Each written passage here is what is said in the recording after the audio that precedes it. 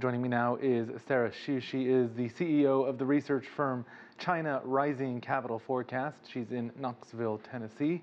Sara, thanks for joining us. What do you see as the successes of this trip, and what, if anything, didn't work out quite as well? Well, I think that there was a lot of progress made in terms of discussing the European investment deal with China. There were also a number of business deals that were struck.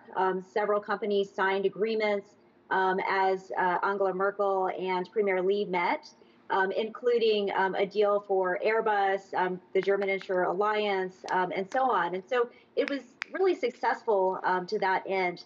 I think that there was some sort of tension potentially between Ms. Merkel and between the Chinese leadership, as she called on China to protect human rights and freedoms in Hong Kong. That has been sort of an issue for China's leadership, determining how to address that. And in response to that, Premier Li stated that the Chinese government would safeguard one country, two systems. So there was a bit of tension to that end, but otherwise it was generally viewed as a success. Germany is facing a possible economic downturn. We've been reporting on that. How important is investment or trade from China to soften the effects of that?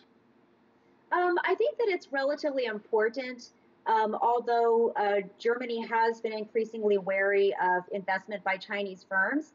And the EU in general has acted to tighten up some of this investment review in order to protect their strategic interest. Germany is obviously a part of that.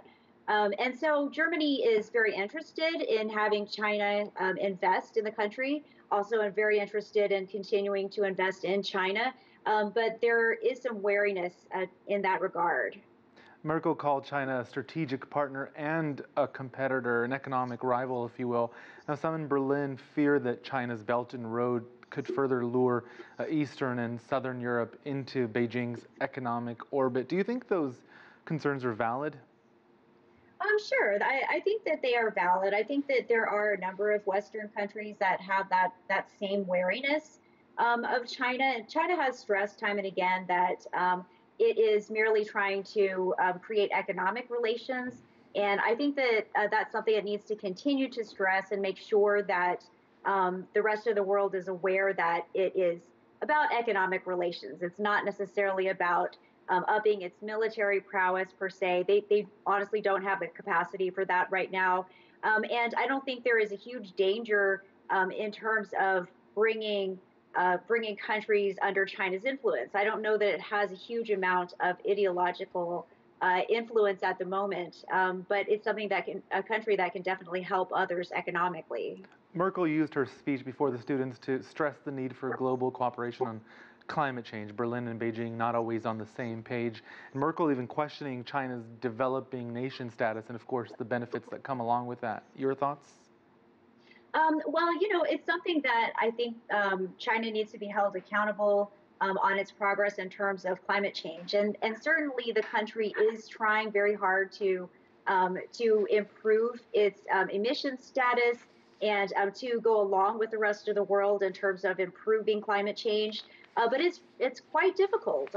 China is, for all intents and purposes, a developing country. It has a relatively low GDP per capita. It's a middle-income country, which is considered a developing country. And so, the West, I believe, needs to be careful of how it classifies China.